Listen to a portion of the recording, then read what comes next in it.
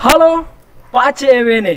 Belum banyak yang tahu, apalagi kaum Fransiskan sendiri, bagaimana kedekatan antara Santo Dominikus dan Santo Fransiskus dari Assisi dan kita para pengikutnya. Mungkin ada yang sekilas tahu, tetapi pada umumnya itu hanya sebatas perseteruan yang pernah terjadi pada masa lampau. Mari meninggalkan masa kelam, melihatnya sebagai sisi gelap yang perlu dicahayai dengan ikatan kebersamaan untuk saling mendukung dalam menyebarkan jala Injili.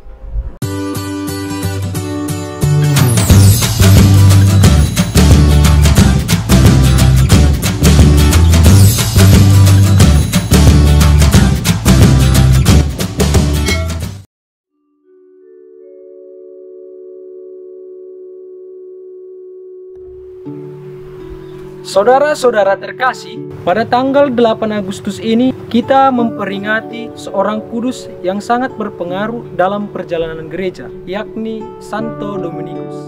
Dia berasal dari keluarga bangsawan Spanyol yang kaya raya, tetapi kemudian meninggalkan segalanya. Dia menyelesaikan studi dalam bidang teologi di Valencia dan menjadi ahli hukum gereja di Osma. Sepanjang hidupnya menjadi rasul di antara orang-orang yang sesat atau heretik. Dia mendirikan ordo para pengkhotbah pada tahun 1215 yang kemudian terkenal dengan nama Ordo Dominikan, yakni kelompok orang yang menghayati hidup sederhana dan keras. Santo Dominikus adalah seorang visioner dan sahabat erat Santo Fransiskus dari Assisi. Karena kedekatan mereka itulah, para Fransiskan menghormati Santo Dominikus dengan memberikan gelar Bapa sama dengan gelar Bapa bagi Fransiskus sendiri. Dalam kalender liturgi Fransiskan, peringatan Santo Dominikus dijadikan sebagai hari pesta. Salah satu indikasi betapa dekatnya Dominikus dan Fransiskus serta cita-cita mereka terhadap kita para pengikutnya. Nah, para sobat, 7 hal unik yang perlu kita ketahui tentang Dominikus, Fransiskus, dan para pengikutnya, terutama sebagai biarawan maupun biarawati pengikut Yesus seturut semangat Fransiskus.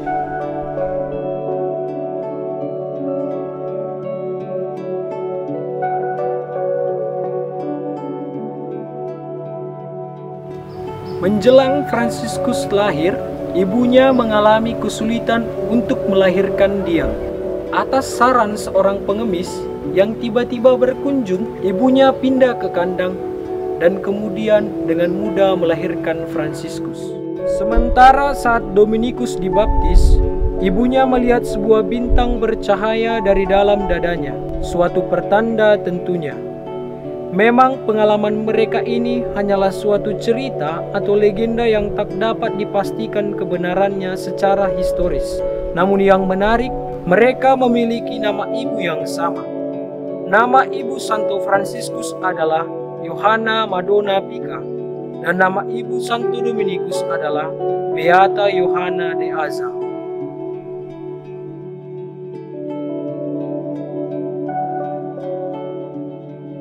Santo Dominikus meninggal 5 tahun lebih awal dari Santo Fransiskus. Namun, cara meninggal kedua orang kudus ini sangatlah mirip. Sebelum meninggal, mereka sama-sama dikelilingi oleh saudara-saudara pengikutnya, tentunya dengan kesedihan yang mendalam. Belum siap melepas kepergian sang panutan.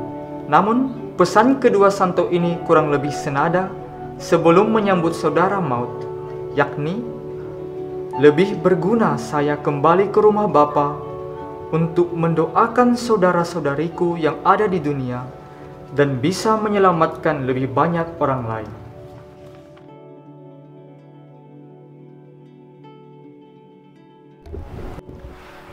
Diceritakan bahwa Dominikus pernah menerima penglihatan perihal seorang pengemis yang seperti dirinya akan melihat hal-hal besar demi iman. Maka Dominikus bertemu dengan pengemis itu pada hari berikutnya.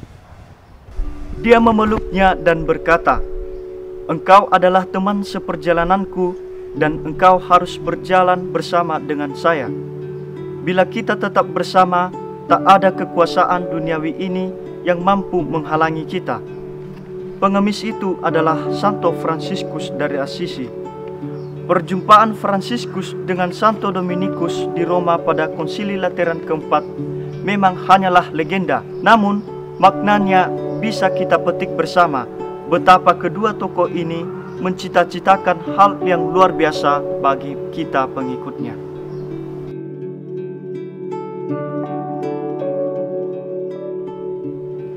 Betapa indah persahabatan antara Santo Fransiskus dari Assisi dan Santo Dominikus. Mereka sering dilukiskan sebagai dua saudara kembar. Mereka kembar bukan dalam artian fisik saja, melainkan dalam hal misi dan kualitas hidup. Layaknya kembar bersaudara dalam sebuah keluarga, mereka tentunya memiliki keunikan masing-masing. Dominikus seorang pengkhotbah ulung, sementara Fransiskus penghayat kemiskinan dan kesederhanaan. Begitu eratnya ikatan emosional antara dua orang kudus ini, sehingga para seniman mengabadikannya dalam berbagai kisah yang mirip dan dalam bentuk lukisan, patung, dan sebagainya.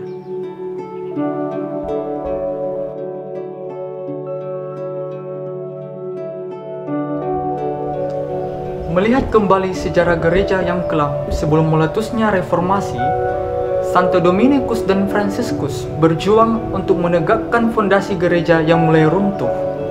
Ketika kesatuan gereja mulai tercabik dan gerakan-gerakan lain memisahkan diri, Dominikus dan Fransiskus tidak mengubah bentuk gereja sesuai dengan selera mereka, tetapi kembali ke cara hidup kerasulan yang ditujukan untuk berkhotbah, kemiskinan, dan berdoa. Ada cerita bahwa Paus Innocentius III pernah bermimpi tentang Dominikus dan Fransiskus yang dengan caranya masing-masing mempertahankan gereja yang roboh, namun bukan fisiknya, tetapi rohani umatnya yang terlantar karena ajaran Albigensianisme.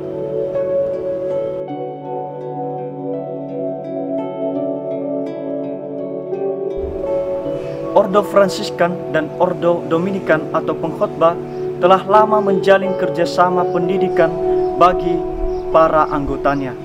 Ada banyak interaksi di sekolah-sekolah Eropa, misalnya Oxford, Paris, Cambridge, dan lain-lain. Dua orang suci teolog terkemuka, Santo Bonaventura yakni seorang Fransiskan dan Santo Thomas Aquinas yakni seorang Dominikan, mengajar pada saat yang sama. Keduanya adalah orang pandai yang mapan dengan banyak karya teologis yang sangat brilian dan berpengaruh.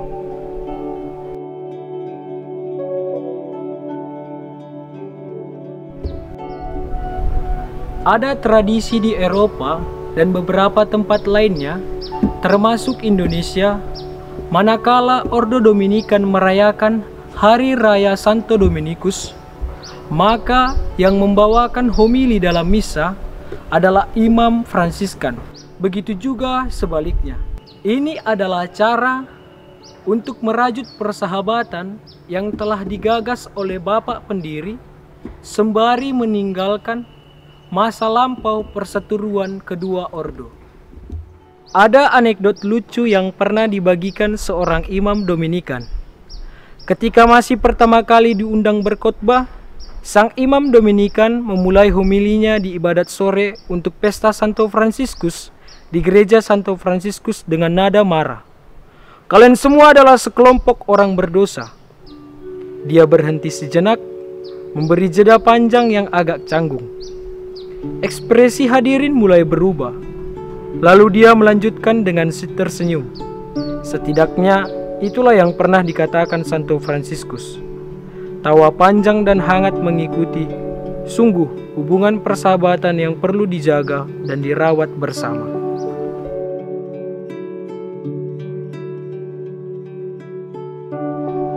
Kita sebagai Fransiskan diajak untuk memelihara ikatan yang sangat berharga ini. Situasi gereja kini membutuhkan uluran tangan kita. menjadi penggerak dan penjaga keberlangsungan gereja Kristus. Mari kita turun, jangan hanya berpangku tangan. Zaman semakin kejam, kita jangan sampai terjebak dan tenggelam tanpa makna. Selamat merayakan pesta Santo Dominikus. Pace e bene.